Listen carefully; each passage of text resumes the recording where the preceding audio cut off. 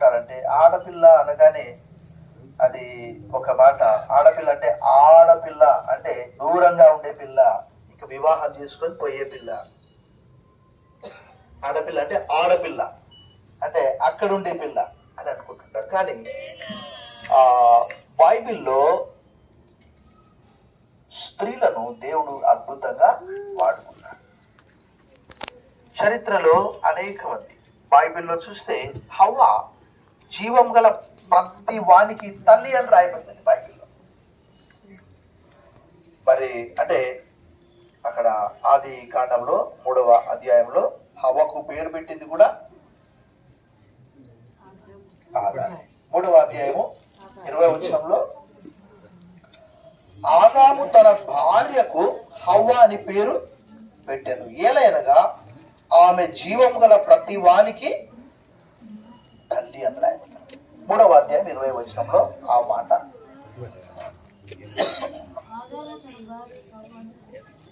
ఆమె జీవం గల ప్రతి వానికి తల్లి. తర్వాత మరి మనందరికి తెలుసు,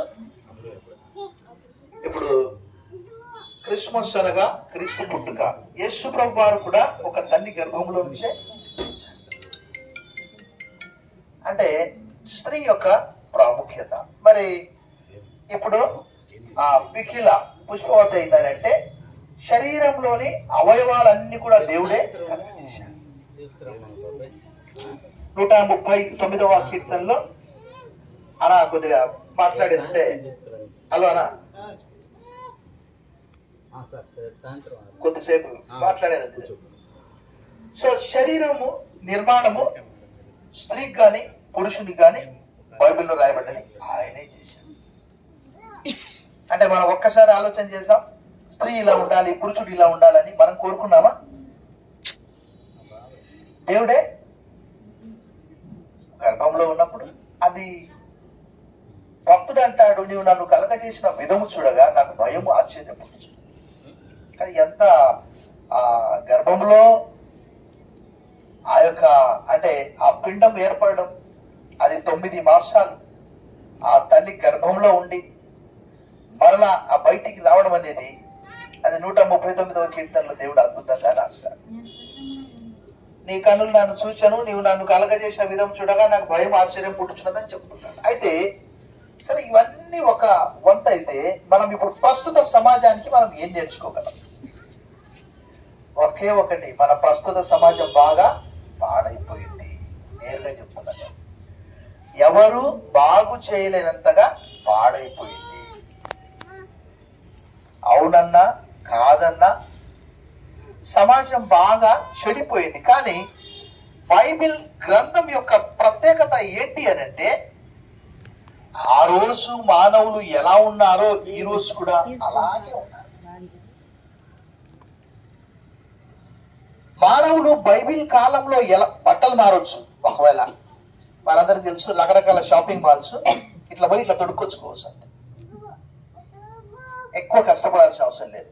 ఒకవేళ ఆడవాళ్ళ చీరలు అయితే చీరలాగా కట్టుకొని ఉన్నవి కూడా ఉంటాయి, డైరెక్ట్ రెడీమేడ్ అన్నమాట.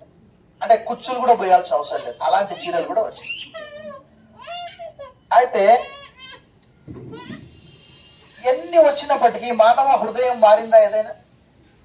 మీరు చూడండి, మనకు అంటే రకరకాల సంఘటనలు. నేను నిన్న వార్తాపత్రిక చూశాను. నేను ఒక వ్యక్తి అట భార్యను కొట్టి 50 ముక్కలు చేశాడట. సమాజం ఎక్కడ పోతుంది? మామూలుగా తిట్టుకునేది వేరు, మామూలుగా కొట్టేది వేరు. అంతకంటే ముందు వాడు 35 ముక్కలు చేశాడు. నేనేం తక్కువ తిన్నానా అని చెప్పి వాడు నిన్న పేపర్లో జార్ఖండ్లో 50 ముక్కలు చేశాడట. అయితే కుక్కలు ఆ ముక్కలను తీసుకొని బయటికి వస్తే ఆ చాడ పట్టుకొని, వాళ్ళ పెద్ద వయసు అతను ఏం కాదు, అతను అమ్మాయికి 22, అతనికి 26. సో నేను చెప్పాలనుకున్నది ఏంటి అని అంటే, మానవ విలువలు నేర్పించేది బైబిల్ గ్రంథం. 6000 సంవత్సరాల క్రితం కూడా ఇలాంటి పాపాలు బైబిల్లో స్పష్టంగా రాయబడినాయి. అక్కడ నేను అవన్నీ కూడా చదివి వినిపించట్లేదు. ఆదికాండం 19వ అధ్యాయంలో సొదొమ పట్టణము భయంకరమైనటువంటి చెడిపోయిన